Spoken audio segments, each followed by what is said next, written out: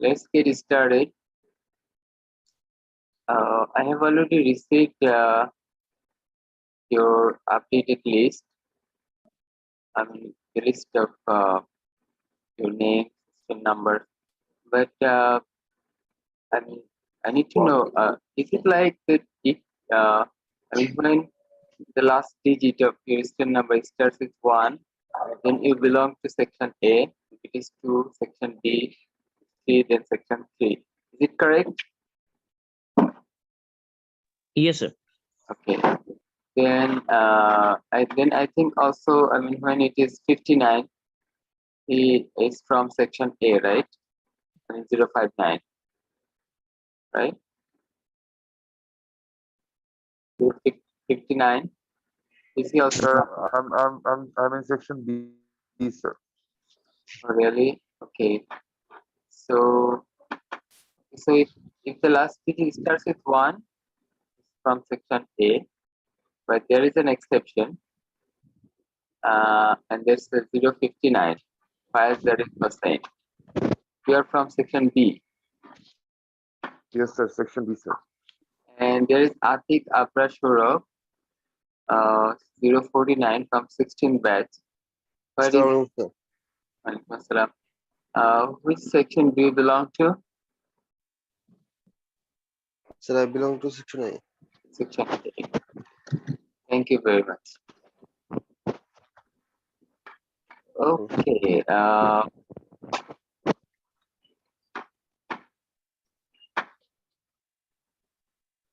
Now I have already shared the early class notes, the Google Drive. I have shared the link for the Google Drive, and our main textbook, the book written by Rappaport, is also there. And our last every time we have a online class, I'll be uploading.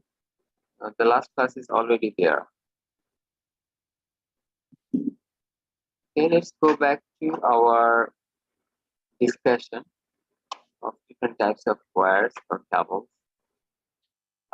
We were talking about twisted pair, and things we have covered.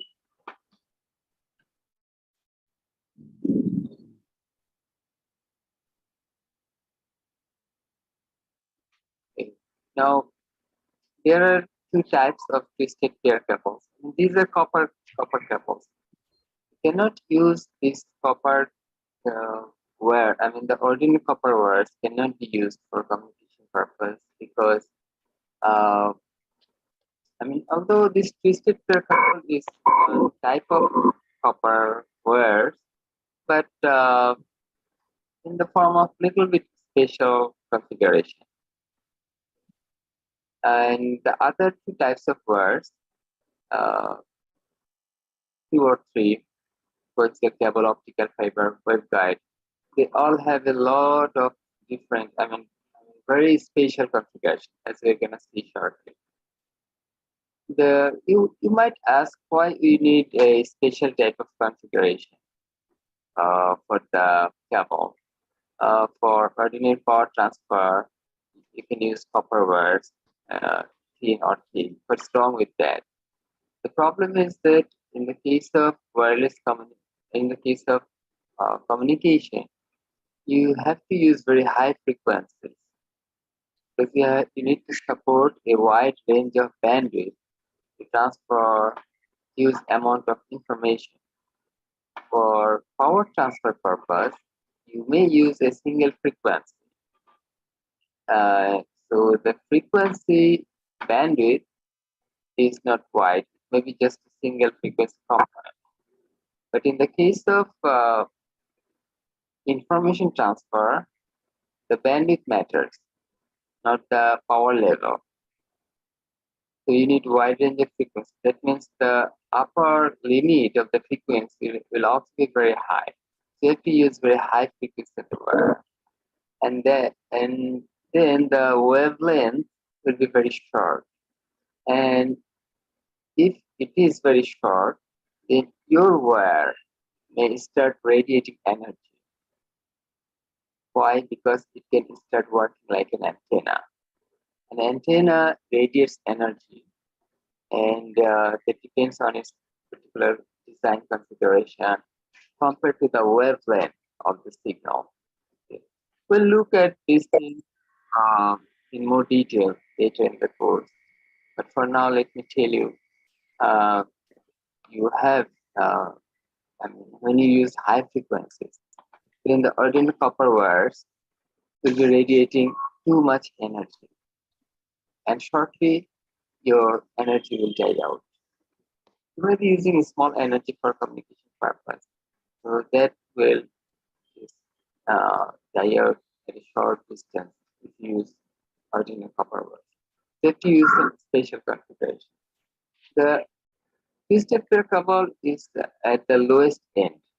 Okay. It can support at the smallest bandwidth in the ordinary configuration as well, but nowadays there's a lot improved version of twisted pair cables, as we'll also see. Okay, but or, originally you have the lowest frequency support with twisted pair, because it's still copper wire with a very little uh, uh, change in the from the original configuration. Anyway, uh, so we have special types of cables for. I mean, by special I mean the cable configuration is different from what you use for power transfer purpose, or what you have used in, say, in electrical circuit lab, or in machine lab, in in some power courses. You can hear me, right, guys? Yes, sir. Yes, sir. Okay.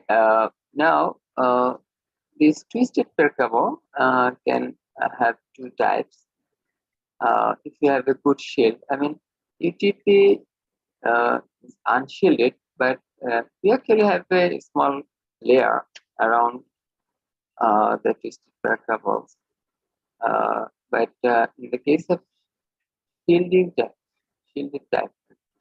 STP, then you have a very good foil jacket around the whole thing. That can prevent interference from outside very well. So in the case of UTP, you use a layer just to protect the cables inside from physical bump or any kind of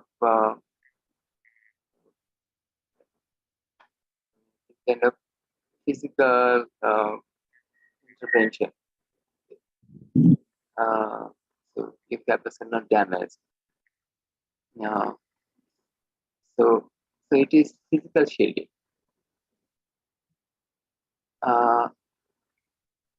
Sorry, it does not use. What I mentioned here, that it does not use shielding to block interference, but so it is. We are showing that there is no shielding, but you can see that there is small layer.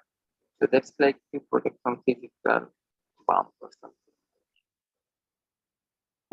This UTP is cheaper compared to STP, and that's why UTP is mostly used. And the Ethernet cables you see around are actually UTP. You may already know that there are different categories, and they are called Cat 1, 5, and mostly you may already also know which types you are used. You may be using some broadband connection at your home. Some Ethernet cables may be serving you. So if you just read the label on the cable, you'll see the category. So I just thought it might be good for you to be familiar with the different categories so you can compare. The pressure types are most, will be either 5 that you see around. Will be either 5, 5E or 6. If you read the label of the Ethernet cables, it will be one of these three, 5, 5E or 6. For old installations, it should be 5. Now, this table shows that for higher grade cables, we have better capabilities. In terms of what? In terms of data rate and the maximum length that you can support. So you have without any, the length, we are actually talking a little bit about optical fibers. And then we mentioned that over certain lane, the energy becomes too weak. So you may not be able to detect your information, retrieve your information. So you have to then use some repeater to regenerate the signal and transmit it again. That's what is done underneath the ocean for submarine cables. So you run the optical fiber, and after some certain length, the energy attenuates too much. You have to regenerate the signal and transmit again. So there is, for any type of cables, there will be attenuation and propagate. There is some attenuation. So there will be certain length over which you can use the cable at the maximum. So that length is given here for different types of cables, and it's actually 100 meter, as you can see. But we'll show that sometimes with high data rate, okay, the length can be a little shorter. Anyway, this the data rate support increases for higher gate cables. The maximum the data rate, the upper limit of the data rate relates to the maximum frequency that you are using inside. We'll later discuss the relationship between digital data rates and the frequency bandwidth. The relation. You may already have some idea. There is Shannon capacity theorem. This is the basic way to relate the frequency bandwidth with the data rate, digital data rate, BPS. Anyway, so this relationship, as you increase the data rate, digital data rate, you need larger bandwidth. Okay. Now there is also Cat 7 and Cat 8, but I don't think you find them around in our country, in audio installations. In a special way, you go to NOC network operation center or somewhere, then you may find it. Cat 6A, but you can find Cat 6A in some data centers. Now, a little bit more about them. Cat 3 actually is too old. You may not find it. Cat 5. Oh.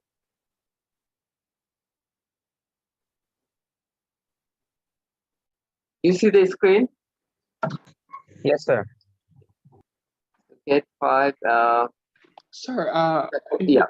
sir, when you're talking, sir, we are listening, but sir, when you're talking for a continuous time, sir, that a little echo still coming back. It's like we're losing a lot of the words you're saying in between, Oh, sir. really? Okay. Yes, it's very difficult to keep track, sir. So I'm constantly getting lost, sir. I'm sorry, sir. But I'm sorry. I don't know the reason, but yes, sir. I guess it may be because of my headset. Okay. And Can so you try I one? from next week I'll be using a new one. Okay, sir. Let's see how it goes. Thank you, sir. So this time what I can do, I can detach the laptop, detach the headset from laptop, and I can try using the microphone of the laptop. Do you think I should try that? Yes, sir. Yes, sir. Use the microphone You of the can lab. try it, sir, but sir, have Okay, that may worsen. So just have a sir. respond to me how it happened. Okay, sir. Let us just test it first. Yes. Okay, now I'm using the microphone of the laptop. How is it working? Do you Yes, Yeah, sir. hear It's I me? think working it's very fine. better, sir. Fine, sir. It sounds better. Yes, sir. Okay. Yes, sir. Okay.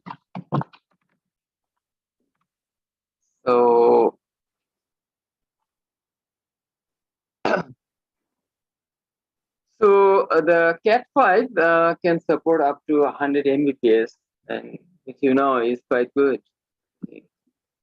And Cat 5e can support up to 1 Gbps, and which is called gigabit network.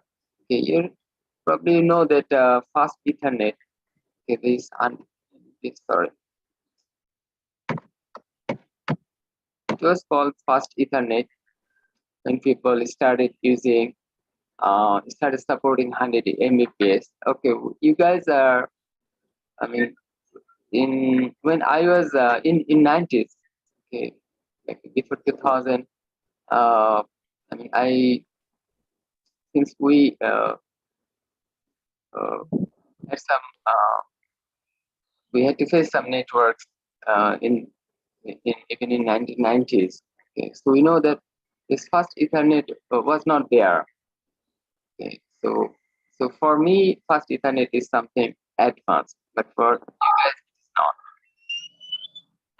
So anyway, so for you guys, GBPS or gigabit Ethernet is the advanced thing, and when you can support GBPS, and Cat5e is the first one to support in the GBPS order. But in that case, the maximum length is shorter than 100 meter. Uh, but okay, the maximum length can be 328. I have it in feet, and also the delay is little bit higher. Delay means we'll later explain what we mean by this delay. It's also called latency. It can affect the performance of some application. For example, say just consider live streaming of say cricket match. So if there is some delay, then for your network, then you may find someone to hit six, but and you then cheer, but from someone else in the neighborhood may have cheered or may have shouted a while ago because the latency was smaller for him. Okay, so the latency, the time it takes to transfer the information does matter, and that's called latency. So the latency can be different in different networks. So someone will receive the intended data earlier than the other. So the delay can be little higher for 5E. So higher grade cables are better in all respects. And so Cat6 can support up to 10 Gbps. And if you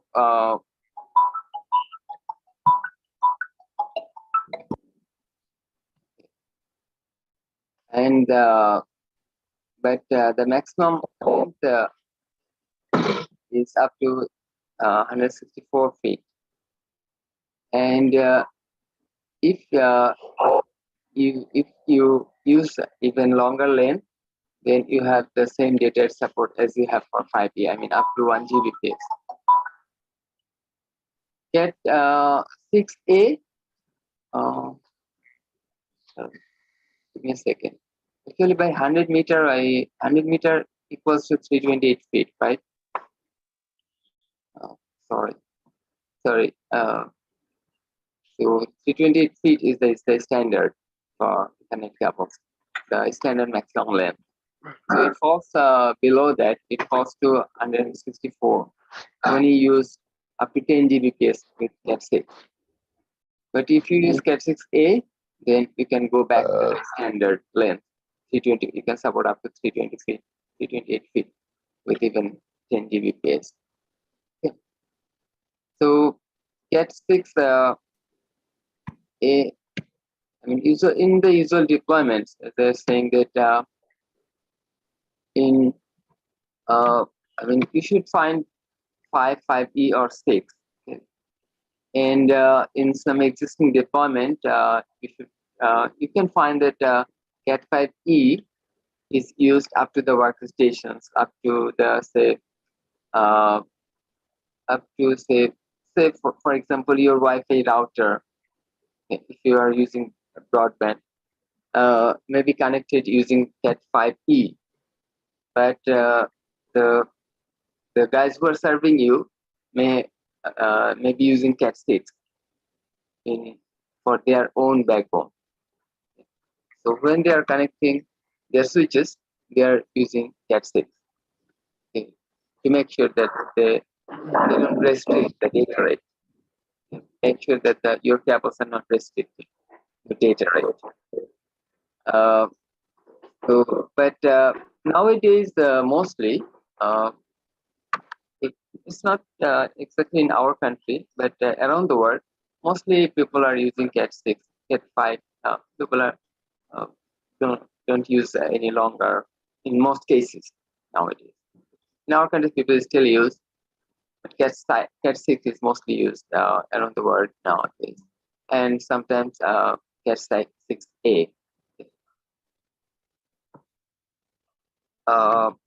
So the cost is definitely higher as you go for higher grade cables.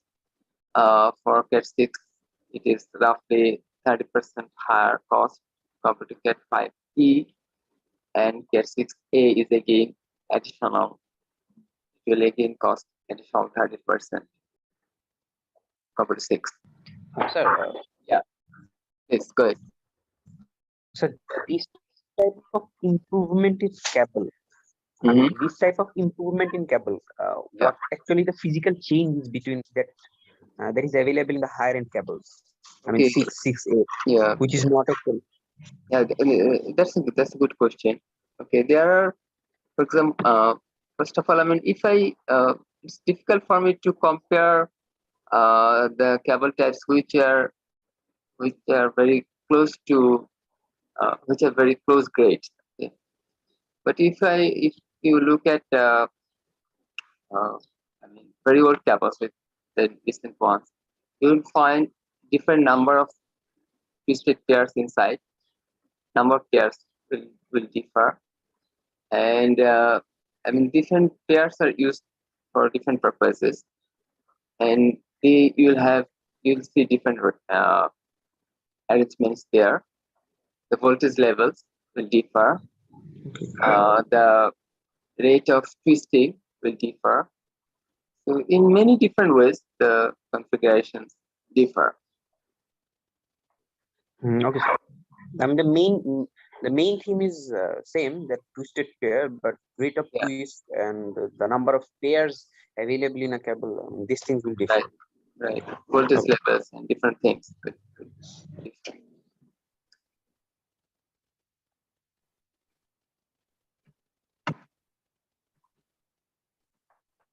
So STP also use twisted pair cables, but the Ethernet purpose you can use STP, but then you have little better performance. But people seldom use STP because it's additional cost, which does not seem very essential. If suppose it gives you pretty good performance. So here's a quick comparison. UTP are prone to noise and interference. In this course, okay, let me tell you now that this course will be a lot different from all the courses you have taken so far. We'll try to keep up with what is happening around, okay, in the industries or commercially. How people are really using different things for wireless communication or telecommunication in practice. Okay. It's not like you learn a lot of theories and you know how to do different math, but you don't know what is going on around. Okay. That's what you have done in all the courses, I think, in all the courses so far. But this course it will not be a very difficult course. Okay, it will not bombard you with very difficult theories or difficult problems. Okay, very high level math. No, it will be it will present very simple stuff, but mostly about what is happening around, what is happening in the industries, what's happening, okay, commercially or in practical deployments, what people are doing.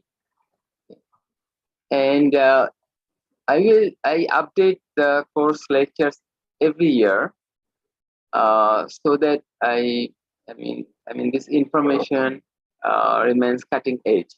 Since I try to uh, get connected to the industries, or I want to keep you in touch with the industries or the same pace. So it has to be uh, updated, okay, updated with what is happening around at present. And this is why don't try to collect the class notes from your previous, uh, I mean, uh, the senior brothers, and the questions. This is true for all of my courses, and I have been doing that for, throughout my whole teaching career. So the questions can vary from year to year because the syllabus itself varies, at least to some extent. Yeah. So probably you'll get the knack about how to, it will help you more after graduate. Okay. And some of, some of the alumni really reported to me that my courses they found mostly useful after graduation as they joined the industries. They found my courses mostly useful. More useful compared to all other courses. Okay, now, so this, a lot of times we'll also try to, I say, uh, I'm giving you some comparison here. So that I'll do at different stages. So you can choose uh, the right thing when you have different options. Okay, in front of you. Okay, now here we have a quick comparison: UTP versus STP, and very simple. UTP is more prone to noise or interference, but it is less expensive and it is cheaper. Okay, you all know. Very simple. This course is simple. Okay. Coaxial cable. Well, the configuration for coaxial cable. Actually, it's also not something that you're not familiar. Like if you have, I don't have TV at my home, but if you have one, then you may be using also something. You are using dish antennas or something. Then you may be using coaxial cable to connect your TV, or at least you all have used oscilloscope and you had probes, and the probe was connected using coaxial cable. The probes that you had, you had coaxial cable all the way to the oscilloscope, right? So it was a coaxial cable, and so the configuration inside is nothing but you have two metallic round-shaped structures. One is at the center, just like a rod, and there will be a spacing around the center or inner conductor. It may be just the air. Most of the time, it is just the air. For our present picture, you have some other material, dielectric material, means some insulator around the center, and then you use the outer conductor. And around that, you have some plastic jacket to save it from physical harm. Okay, so the configuration is very simple, but this coaxial cable can support high frequency signals. So you see, it has a special configuration. It's not like your ordinary copper wire, and that can help you confine the energy. The ordinary copper wires, I am reiterating, has the problem that it will radiate energy. So there will be an antenna-like action if you use high frequency. But this coaxial cable can confine the energy inside. The fields will be inside, will be in between the two conductors, and the electromagnetic wave will flow inside. Now, the inner conductor or the core conductor and the outer conductor are actually made of copper, and it can support higher data rate because it can support higher frequencies, and there can be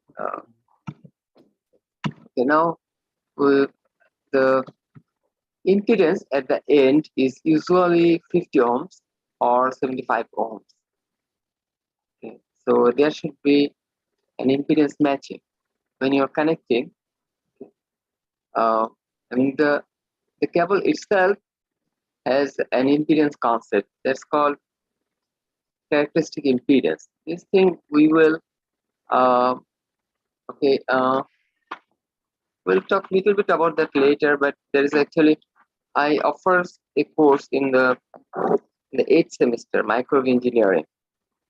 In that course, we cover the high frequency mediums which you can use in circuit. This say coaxial cable, waveguides, and except optical fiber. Optical fiber falls in the optical frequency range. But all these things support radio frequencies. So that course discuss these things, and the impedance matching, characteristic impedance. These things we also explain in more detail there. But for now, let me tell you that it's like as you run the cable, or for any part of circuit, if it is like that, you maintain the same impedance. I mean, if you look towards certain direction at a point in the circuit, you will find some impedance, which you may call input impedance. Now, if this impedance does not vary over a good part of the circuit, if it remains constant, then it is called characteristic impedance. Okay. Actually, later in another slide, we'll little bit talk about that. So this coaxial cable, okay, or any type of cable you use, maintains. So when you buy the cable, you will find a specification. So if you wanna buy 75 ohm cables or 50 ohm cables, that means it is the characteristic impedance. Then, but which one you should buy? It depends on where you are connecting to. The place you are connecting to has some input impedance. These two impedances must match. The input impedance where you are connecting and the characteristic impedance of your cable. must match. And so if it is 50 ohms, then you look at 50 or 70, 75 or whatever, you choose the cable accordingly. So you need to know what you have. Again, in a quick comparison, well, first of all, it is better shielded. Coaxial cables are better shielded from. You have the wave confined inside, and the outside signal cannot penetrate because you have metallic outer conductor. So those APS cannot go inside, and your field also doesn't come outside. Okay, so if a coaxial cable will not interfere another coaxial cable, like what you have in twisted pair cable. We talked about crosstalk, which was like you have multiple twisted pair cables together. Okay, so usually the present category cables have 4 pairs inside. 4 pairs inside. So one can interfere the other. So that's called crosstalk. But if you have even 10 coaxial cables together, there will be no interference among them. Because one does not, the signal does not go out of the cable. Neither the signal from the outside can penetrate. So it's better shielded. And we'll also later discuss how the interference can impact your data rate. So you might think, okay, what is the problem if I have the interference? The interference will degrade your data rate. Ultimately, the data rate will fall, will experience lower data. Anyway, now the bandwidth is higher, or you can support higher data rate for coaxial cable. But this point is sort of vague. Okay, I'm telling you, because it all depends on what type of twisted pair cables and not coaxial cables you are using. At present, very advanced configurations of Ethernet twisted pair cables are available. It can support very high data rate already. On the other hand, coaxial cable has a bandwidth which depends on its thickness. Thinner cable supports larger bandwidth. If your cable is thick, then the bandwidth will be smaller, not the other way around. So it depends. When you want to compare twisted pair cable and coaxial cable, you need to know what type of twisted pair cable you're comparing with what type of coaxial cable. Okay. However, a general comparison is like that. You have one twisted pair cable with just one pair and one standard configuration. So this coaxial cable. Then your data will be roughly 80 times larger in the coaxial cable. And also you can support greater cable length. The signal loses energy very slowly. So these are the advantages for coaxial cable. Maybe nowadays people Ethernet cables have very good capacity. Okay, but in the past people used coaxial cables a lot for LAN.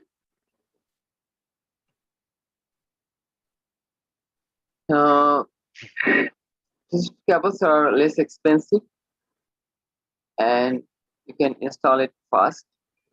This was a set of advantages of coaxial cable over twisted pair. Now, disadvantage or advantage of twisted pair. It's less expensive. You can install very fast. And finally, it is sufficient to support your requirement. So it will be cheaper. You can use it very, it's handy. You can install it fast. So, why go for the complexity with the coaxial cable? That's the point. That's why coaxial cables are not very popular for Ethernet type of applications.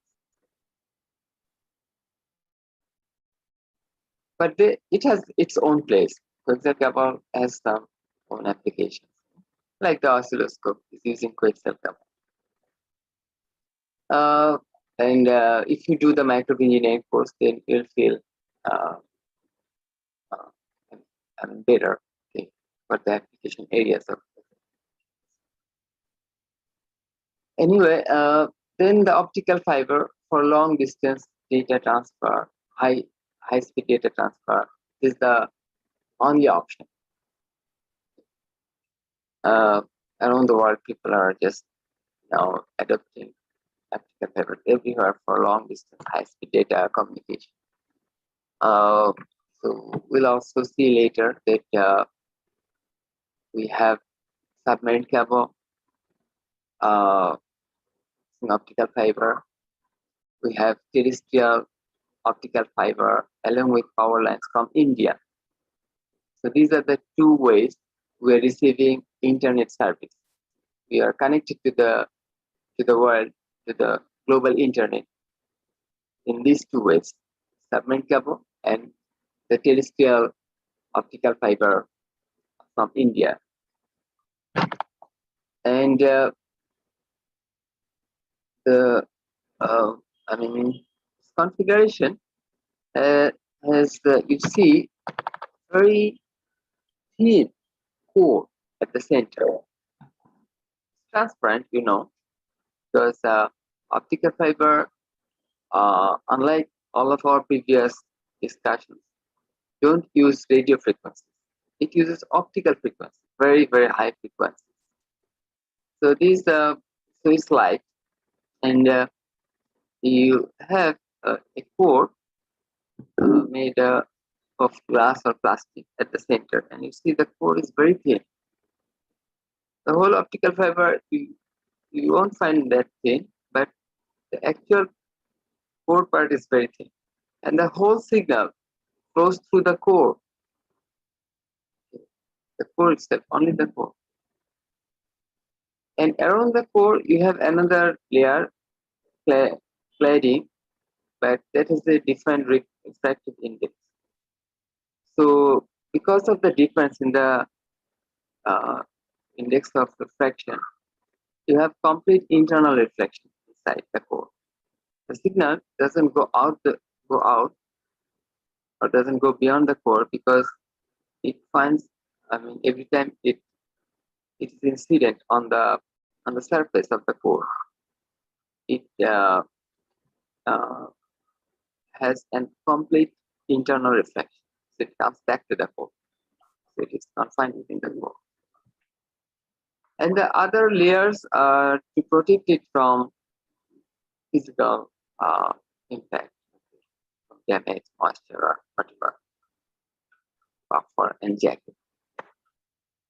Now again, comparison among our different options. The optical fibers permit transmission at a very long distance at a very high data rate. So very large bandwidth, so very high data rate in the order of terabps, okay, not Gbps, order of terabps support, and over many kilometers. But it is more expensive. So when your Ethernet cables or coaxial cables are sufficient for your service, why go for optical fiber? The fiber itself is not very expensive, but for the total setup, you have to have transmitting side and receiving side, which have the fiber optic operation. So the whole setup is expensive. Okay, so it's the only option for sending large volumes of data. The final option, waveguide, actually this is we cover it in micro engineering course. Within circuit, you use waveguide, or say when you have an antenna, it may from the circuit it can be connected using a waveguide. So it looks like a pipe. The cross section may be rectangular or even circular. If it is circular, then it looks pretty much like water pipe. It's metallic, hollow tube. Now, these last two types, okay, the optical fibers and this waveguide, is single-sided. Single-sided means for all the courses before, for signal transfer, you had two sides. So you had two wires to send the signal, right? Always you had two wires for electrical power transfer. The source connects the load using two wires. So you always had two wires to, the current goes in through one wire and through the other wire, it comes back. So this way, you had always two wire connections. And that is also you have for twisted pair cables. And then coaxial cables, you have two wire connections. But in the case of optical fiber, you use light. So you have a single volume only as the core. You don't need two sides. Two sides separated, of course, separated by some insulator in the ordinary case. But optical fiber, in the case of waveguide, it is again one-sided thing. You don't need two sides. It's like a hollow tube, like a pipe. So all the way connected around in the cross section. So if it's like a tube, metallic tube, just like water, think about the water pipe. It's all the way connected. It's one-sided at the cross section. So you may be surprised how it then works. You need two separate sides, right? It works this way because it can work only at high frequencies. When you have a small wavelength, and this small wavelength, you have a complete change of wave or the signal variation within the waveguide. And so the two end, it falls to zero. The voltage difference falls to zero, where you can short or you get the hollow tube configuration. Anyway, the detail. Can you kindly repeat? And that may be the better. Yeah. What is the question? Sir, could you kindly repeat, sir, the two-part, one-part thing, sir? That is a little unclear, sir. I couldn't understand it. Sorry. Yeah, the two-part, one-part, that thing about that optical fiber and other cables. Other cables have two parts, and optical fiber has a single part. Then you said that waveguides also have a single part. So how is it so? Can you kindly repeat that part again? Okay. Well, I didn't want to highlight this point because we cover waveguide in microwave engineering course. Okay. It will be crystal clear why a single-sided or how a single-sided configuration can work. So here,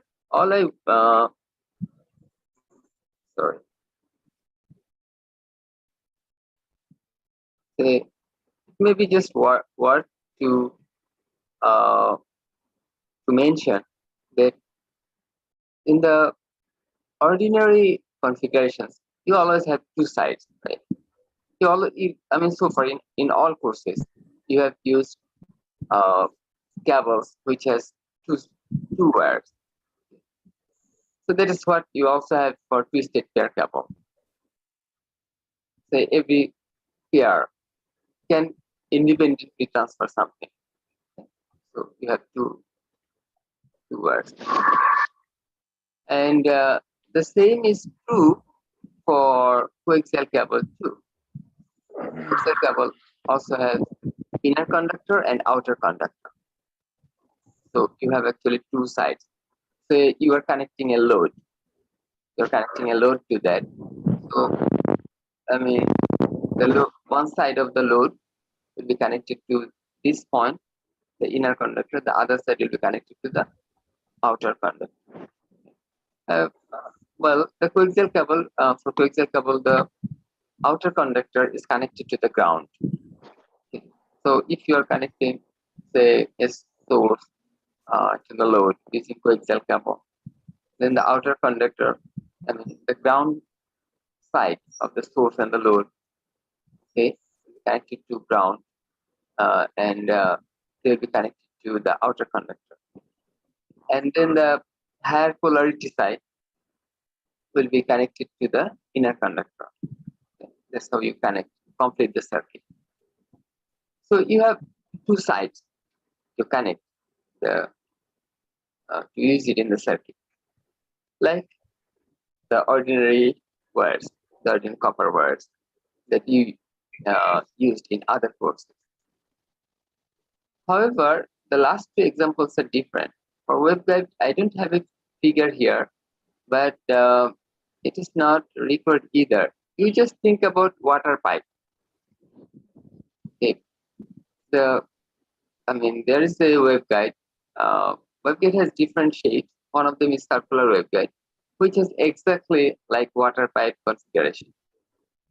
It is also metallic and it has water pipe like configuration. Just the finishing is much better, very precise finishing you use for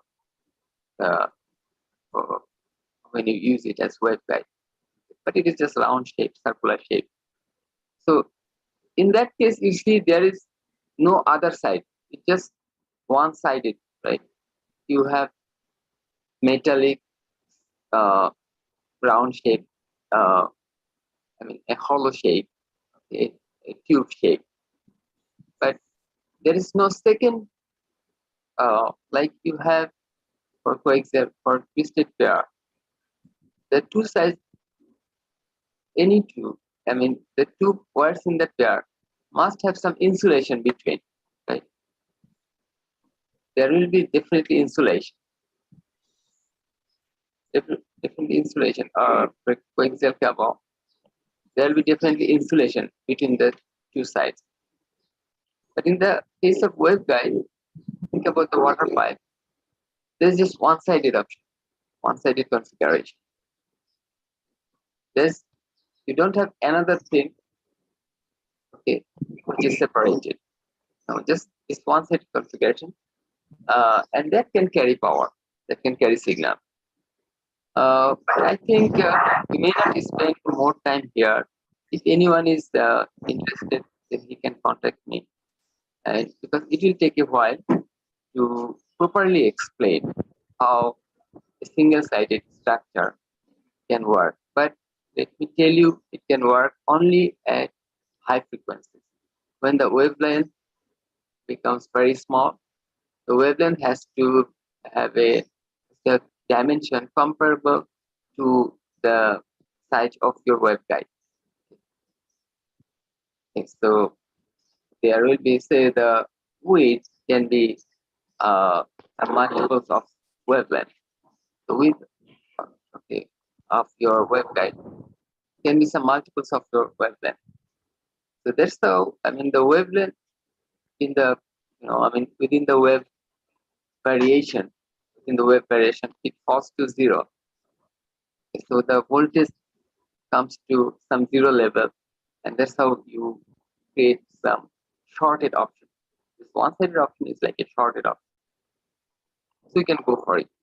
But I think if anyone is particularly interested, it is worth discussing it with him. For now, we can stop here. But we'll have the reason I mentioned it in the waveguide test to list actually to have a complete list of different types and also to have a comparison. And let me tell you that optical fiber is also one-sided thing, but it is not. You are not using electrical signal here. For optical, you have gone beyond the radio frequency range. You are already in the optical range. It is light. So the light goes through something single-sided.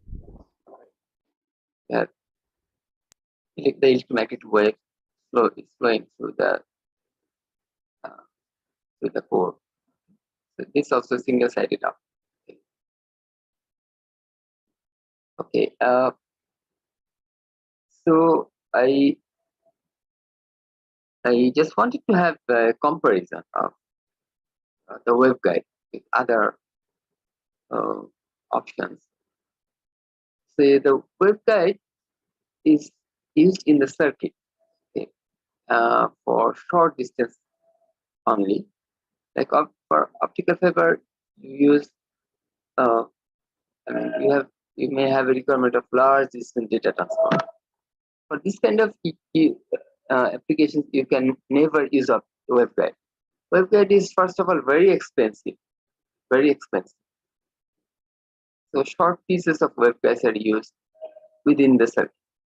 For long distance, you can use. Well, the longest use for waveguide is like when you are connecting your circuit to the antenna, and the antenna may be located outside. If you have a very large antenna, like large dish antennas, for example, the Earth Center of satellite has a very large dish antenna. I mean, the radius maybe 20 feet or something, or even larger. It will be located outside the building. So you then have to connect your antenna, this antenna to your circuit. Okay, then you may use waveguide with up to the antenna. So these are the longest examples for waveguides. Now the waveguide is very expensive, as you can see here. It's very expensive and it is bulky, heavy, very heavy. And also the bandwidth is not very large compared to optical fiber. The bandwidth is very small, but compared to other options, it is large. Here, small bandwidth. I mentioned comparing it with optical. Okay, and it has low losses. Okay, that's good. But you don't use it unless you have no other choice. Okay, because it is expensive in bulk. Sir, So then when you use it, let me just finish this last point. Then when you use it, well, when you have a requirement to transfer using very high power, you have a high power requirement. High frequency you can support using other options too. But now no other option can support high power. If you have a requirement that you also need to transfer the information with high power, okay, then waveguide is the only option. Okay. Now I'll just give an example when you may require high power. But before that, let me take your question. Okay.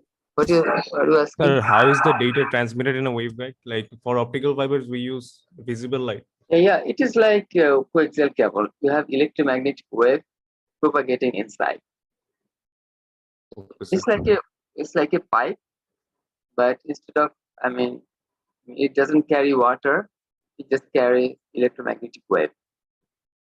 Like coaxial cable, the wave doesn't come out of the waveguide because we have metallic confinement, and also from outside you don't have any interference. So it is just for wireless communication, you transmit the signal using an antenna and let the signal propagate free. So that is called free wave. the electromagnetic wave propagates free when you launch the signal using an antenna, like your mobile phone is transmitting. So it is launching the signal, and the wave is then free wave.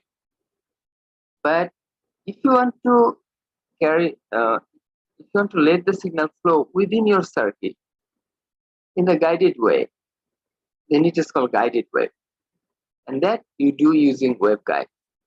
There's some waveguide through which the signal, the electromagnetic wave will propagate. It will not propagate. It will not disperse. Okay. The free wave disperses, but here it will not disperse. It will be confined within the waveguide and propagate the wave in the direction you want. You can use bands. You can use just within the circuit. You can take your signal in different directions using waveguide. Okay, really you can use bands. You can have a straight waveguide. Then you can use some band to have a turn. Okay. All these things are possible. But why you need high power? Okay, that could be a question. Well, you will have a industrial visit at the end of this year, and some art centers. Okay. We have an art center at Banani, art center for satellite. And there's also one in Kaliapur. Okay. I think you'll be visiting Banani Art Station.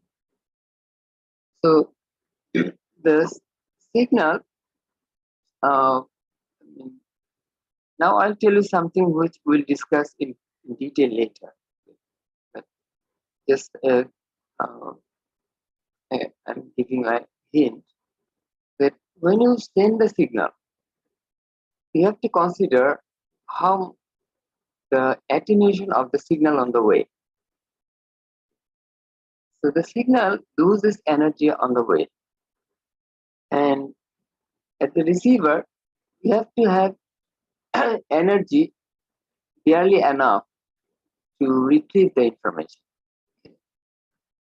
So the receiver actually always, for wireless communication, invariably receive the signal at a very weak level.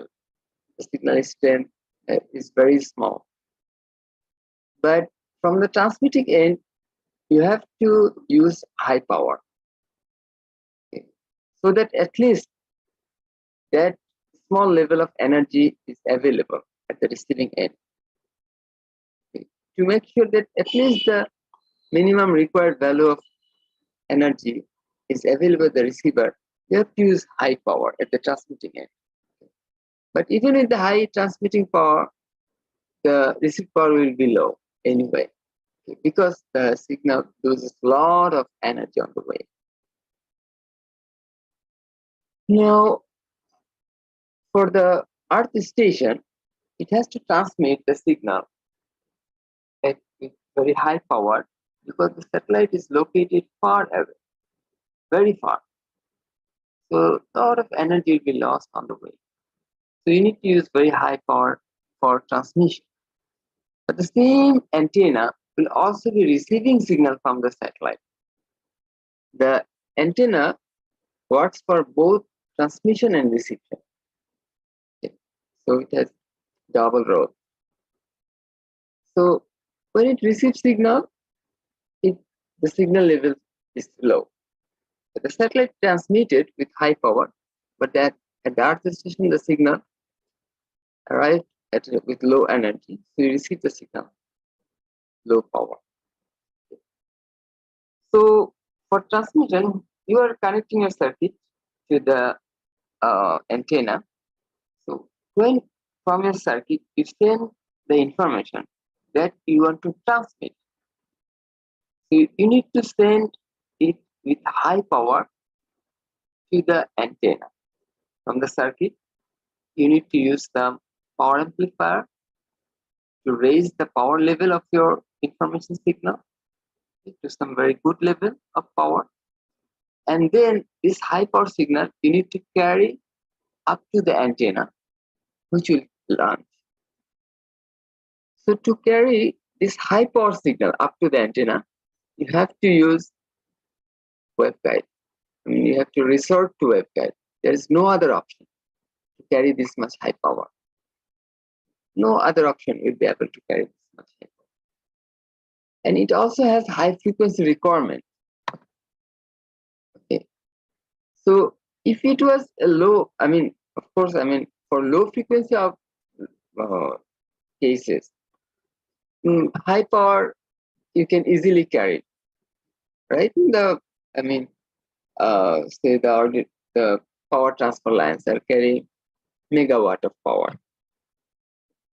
So ordinary frequencies you can carry with high power using ordinary configuration lines. But here you have requirements of both high power and high frequency. You need to operate the work with very high, very large bandwidth for satellite communication. So high frequency will be used there. So for this twofold requirement, both high power and high frequency, waveguide is the only option. Okay? There is no other option in the world. So you have to resort to waveguide. But these requirements are not very common. You know that, I mean, only this in the certain cases you need it. For example, even for the receive power, you don't need a waveguide. When the wave antenna is receiving power from the satellite, and that received information you are bringing back to your circuit. Okay, you don't need to use the waveguide. So for the signal which is coming back to your circuit from the antenna, waveguide is not used. Rather, coaxial cable is used. So when you visit the Earth Center, please notice this thing. You will see that two different things are connecting the antenna outside the building, from your circuit inside the building. Two different things are going to the outside antenna. One is the waveguide, the other is coaxial cable. So then you should understand that the waveguide is carrying the power for transmission from the circuit. The power signal is going to the antenna for transmission, and the coaxial cable is bringing the signal from the antenna to your circuit. The low power signal, information signal, is coming back to your circuit. Okay. Now questions.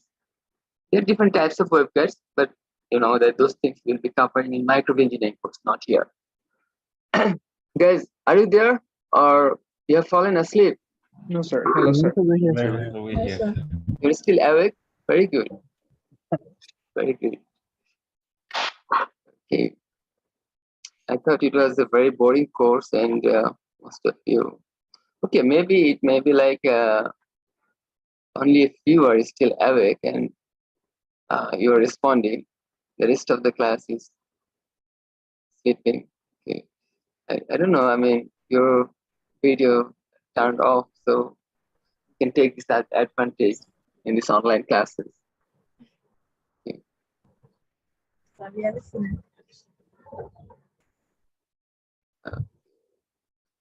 So, any questions? You have just 2 minutes. No, sir. That's fine, sir. We have completed this lecture. We will move to another presentation the next week, and the early lecture notes are already available in the Google Drive. And if you have any questions, you can actually contact me anytime. Sir, could you kindly share the Google Drive link in the chat box? Okay, okay. I will share it in the email, and I'll do it here. Okay. Give me a second.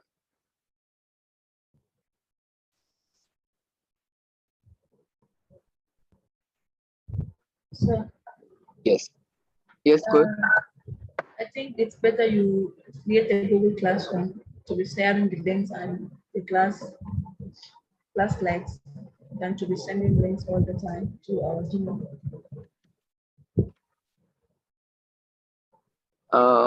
Say that again, please.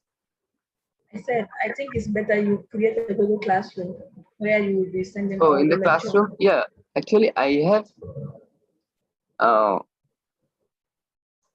shared it in the classroom, but I'm not sure if you join after my sharing, whether you can see it or not. Yes, sir, we can see it. Okay, then you should find it. I've already shared the link in the classroom as announced. But when I shared, only one or two had joined. I shared Yes, sir. Yes, sir. The mail came at say 8:53 a.m., sir. So Yeah. I think a lot of people did not check it, sir. Myself, I Yeah. did not. Yeah, It I mean till now. also the classroom. I have created a Google Classroom. Yes, sir. Everybody got it, sir. Inshallah. Thank you, sir. My bad. In the Google Classroom also I shared the link, but many people haven't joined the classroom. Now I can see most of you have joined. Okay. So if there are no questions, then I think we can stop today. Jazakallah Thank for you, the sir. time. Yes, sir. Assalamu alaikum, sir. Wa alaikum assalam.